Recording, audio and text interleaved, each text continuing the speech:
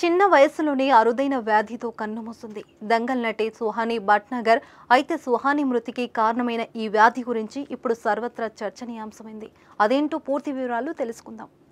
Bollywood star hero Aamir Khan Dangal సినిమాలో బబితా కుమారిగా నటించిన బాలనటి చిన్న వయసులోనే కన్నుమూసింది. మరి 19 ఏళ్ల వయసులోనే ప్రాణాలు వదిలేయడం అందరినీ షాక్కి గురిచేసింది. తేజస్ అకాడమీ స్థాపించిన 12 సంవత్సరాల్లో 1918 డిఫెన్స్ ఉద్యోగాలతో పాటు ఇంటర్లో రాష్ట్ర స్థాయి మార్కు సాధించి తెలంగాణ నెంబర్ 1 గా నిలిచిన తేజస్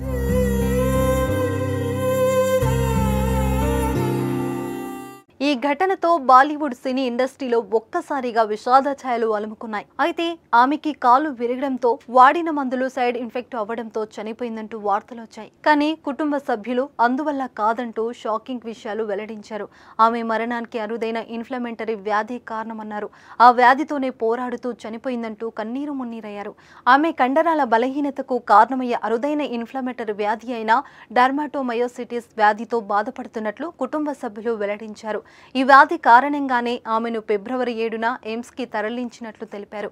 చివరికి ఆ వ్యాధి విషమించడంతో ఫిబ్రవరి 16న తుది శ్వాస విడిచిందని అన్నారు. నిజానికి 10 రోజుల క్రితమే ఆమెకు ఈ వ్యాధి ఉన్నట్లు నిర్ధారణ కాగా 2 నెలల క్రితం అందుకు సంబంధించిన లక్షణాలు కనిపించినట్లు వెల్లడించారు.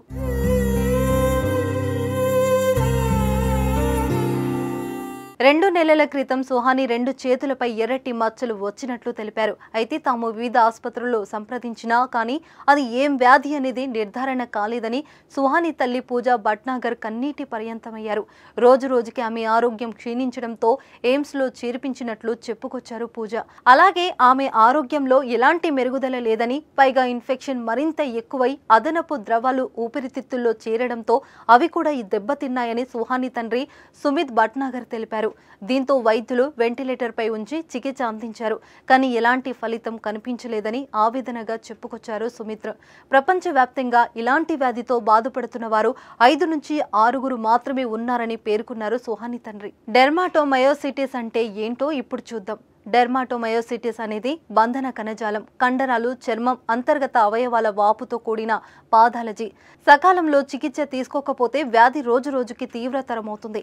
ఈ వ్యాధి అనేది ఆటో ఇమ్యూనో పాథాలజీ, అంటే రోగ నిరోధక వ్యవస్థ పనితీరులో ఆటంకాల కారణంగా ఈ వ్యాధి వస్తుంది. ఇలా ఎందుకు జరుగుతుందనేది నేటికి మిస్టరీగానే మిగిలిపోయింది. అయితే పాథాలజీ అభివృద్ధి విధానం శరీరం దాని స్వంత కణాలను విదేశంగా గ్రహించడం ప్రారంభిస్తుంది. దీంతో రోగ నిరోధక వ్యవస్థ నాటికి వ్యతిరేకంగా ప్రతిరోధకాలను ఉత్పత్తి చేస్తుంది.